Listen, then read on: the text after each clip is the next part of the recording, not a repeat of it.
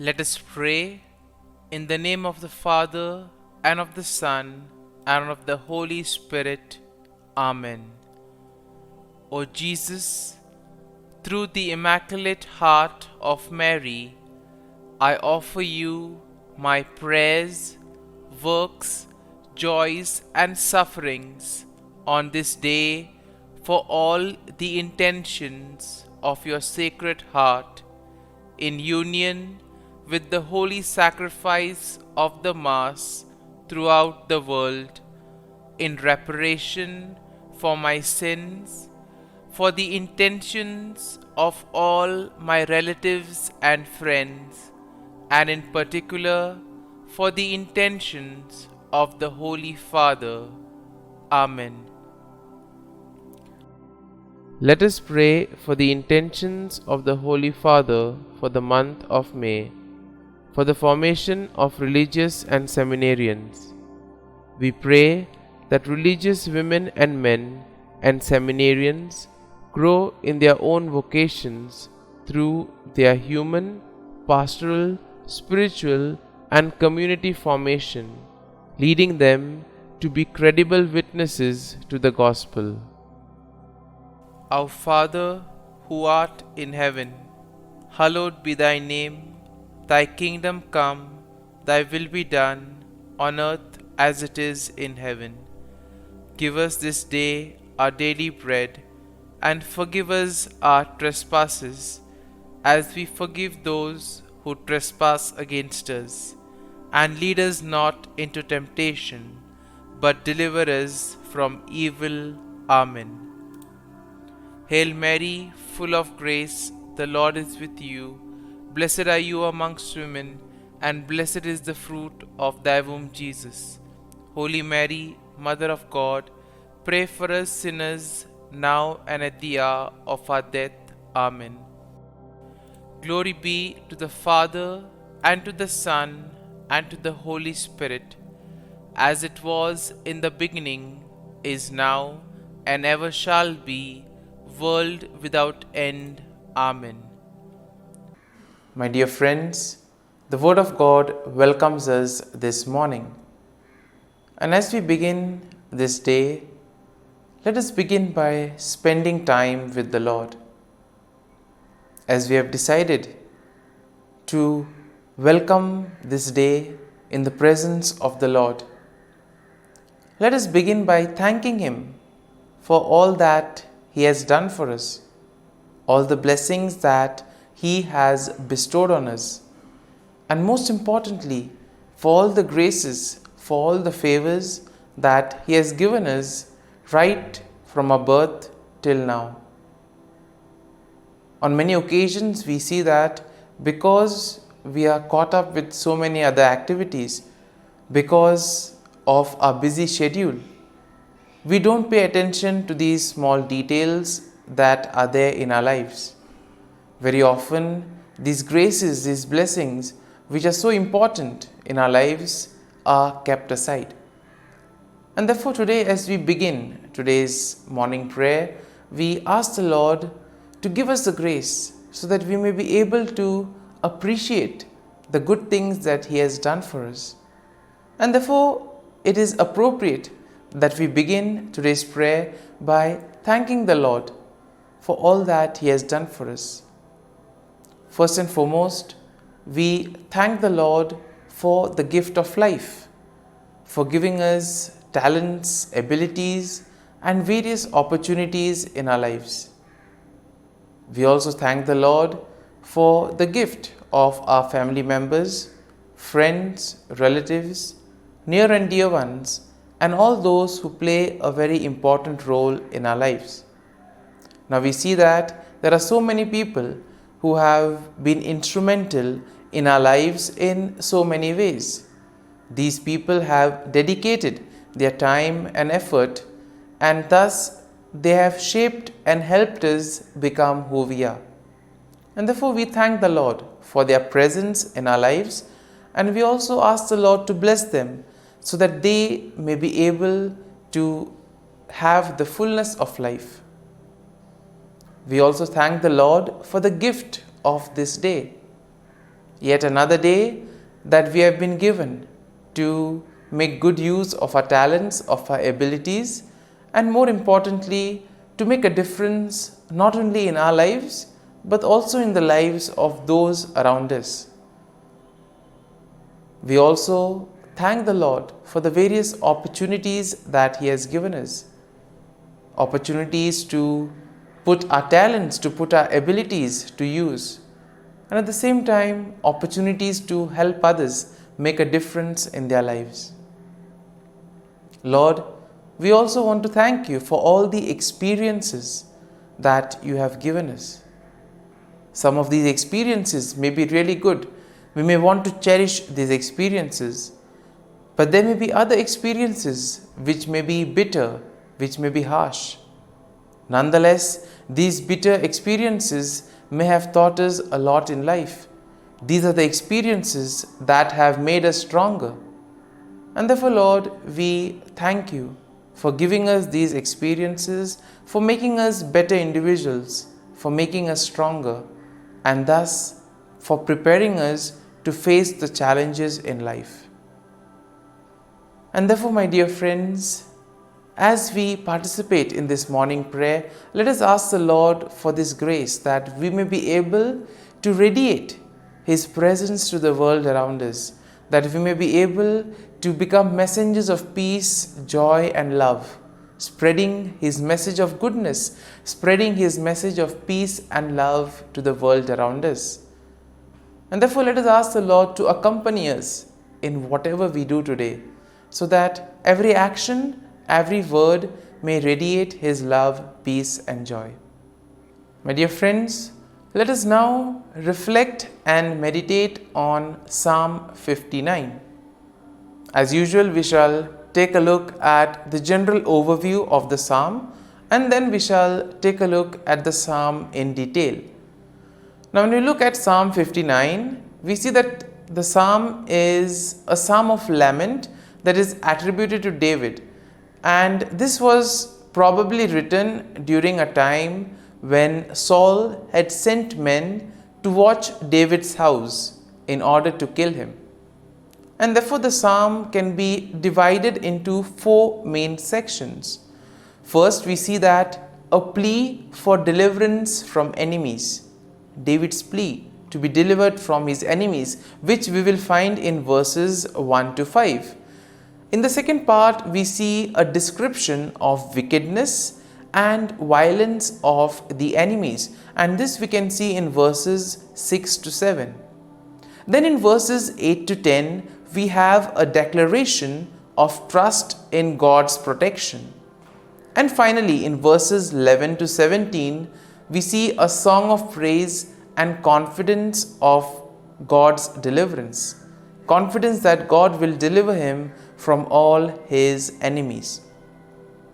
And therefore, overall, when we take a look at the psalm, we see that Psalm 59 will reflect David's plea for deliverance from his enemies and his trust in God's protection. The psalm also acknowledges the wickedness and violence of the enemies, and at the same time, it will also emphasize the faithfulness and the strength of God. Now, the psalm serves as a reminder of the importance of seeking refuge in God during the time of trouble, and therefore expressing trust that God will deliver His people from all difficulties in life. And therefore, the psalm will conclude with a song of praise, highlighting the confidence and gratitude that come from placing one's trust and faith in the Lord. Now, when you take a look at the psalm in detail, we see that in the first section of the psalm, David pleads for deliverance from his enemies, and therefore he implores God to deliver him from those who seek his life. Here we see that David will use vivid imagery in order to describe the intensity of the threat that he faces. Now, David will portray his enemies as fierce dogs who howl and prowl around the city.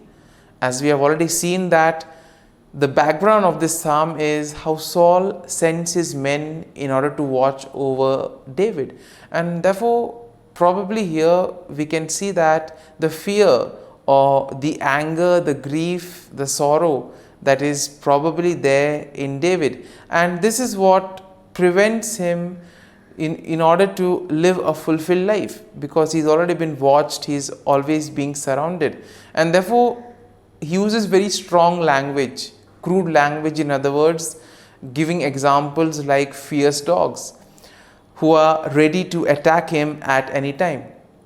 And at the same time, we see that David will also express his innocence and his trust in God's protection. And in this way, he also pleads to God for God's intervention. Now, when we look at today's world, we also see that it's not very easy in order to practice one's own beliefs, etc.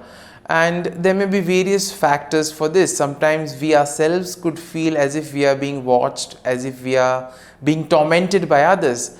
And in those moments, we can have confidence in the Lord that just as David was able to face and put his trust in the Lord, he was able to face his enemies, and thus he was fully confident that the Lord would be there, guide him and protect him. This is the level of confidence, this is the level of trust that all of us are called to have. Now, in the second section of the psalm, we see that David describes the wickedness and violence of his enemies. Now, David portrays them as arrogant and insolent, speaking lies and cursing with their mouths. And therefore, David laments that their deceitful and malicious actions are in a way emphasizing their own violent nature. And David also says that the actions of the wicked are in a way demonstrating their lack of fear or regard for God. And therefore, these are the people who basically feel that they are their own masters, that they don't require anybody else. They don't fear the Lord. And therefore, we see that David, in a way, describes their wickedness, describes their malicious intent. Now, moving on to the third section of the psalm, we see that David declares his trust in God's protection. He affirms that God is his strength and his fortress, that God is a refuge in times of trouble. And it is here we see that David expresses his confidence that God will go before him and he will comfort himself. God will comfort David by confronting his enemies.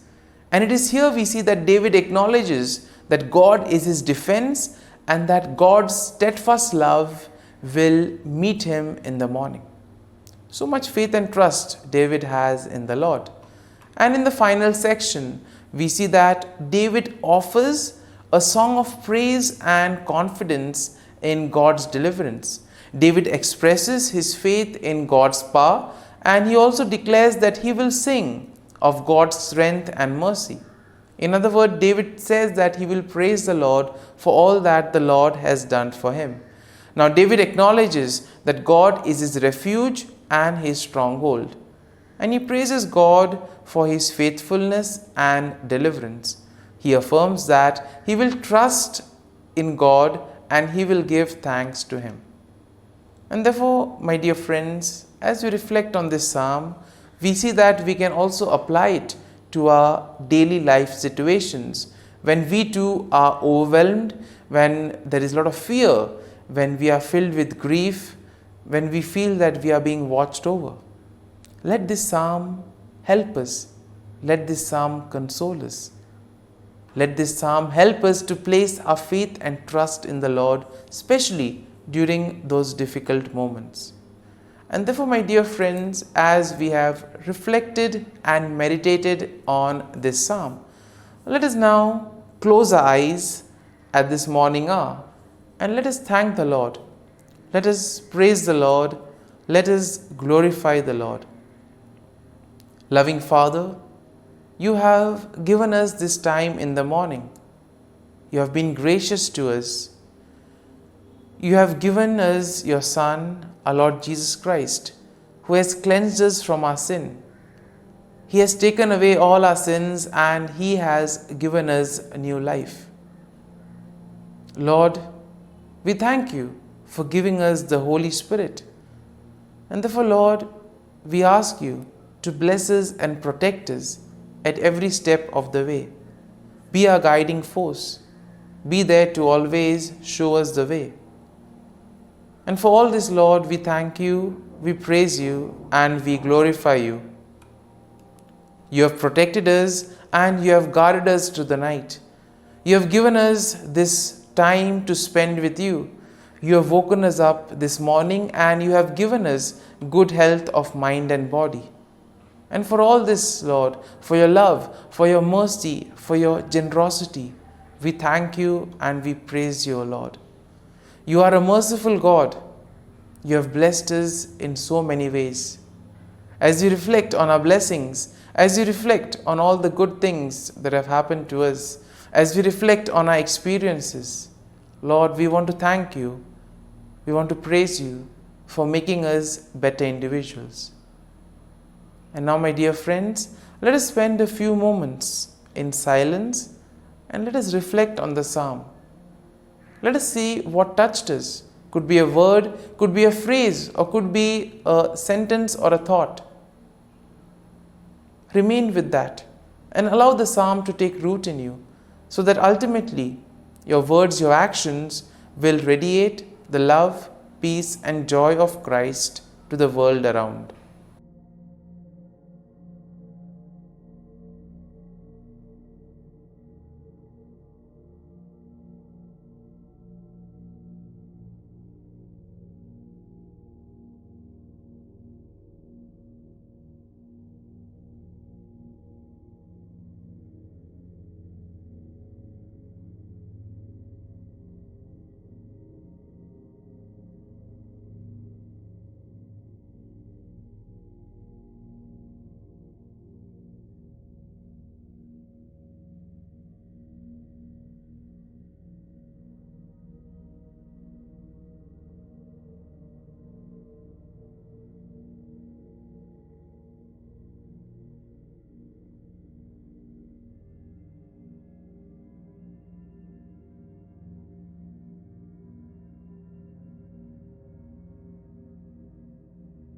Prayer to Saint Michael the Archangel for protection. Saint Michael the Archangel, defend us in battle. Be our defense against the wickedness and snares of the devil. May God rebuke him, we humbly pray. And do Thou, O Prince of the heavenly hosts, by the power of God, thrust into hell Satan and all the evil spirits who prowl about the world, seeking the ruin of souls. Amen. Act of Adoration. O Sacrament most holy, O Sacrament divine, all praise and all thanksgiving be every moment Thine. Saint Gertrude Prayer for souls in purgatory. Eternal Father, I offer Thee the most precious blood of Thy divine Son, Jesus, in union with the masses said throughout the world today, for all the holy souls in purgatory, for sinners everywhere, for sinners in the universal church, those in my own home and within my family. Amen. May the divine assistance remain always with us, and may the souls of the faithful departed through the mercy of God rest in peace. Amen.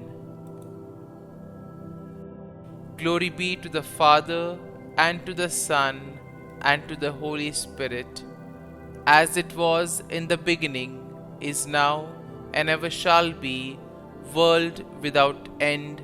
Amen.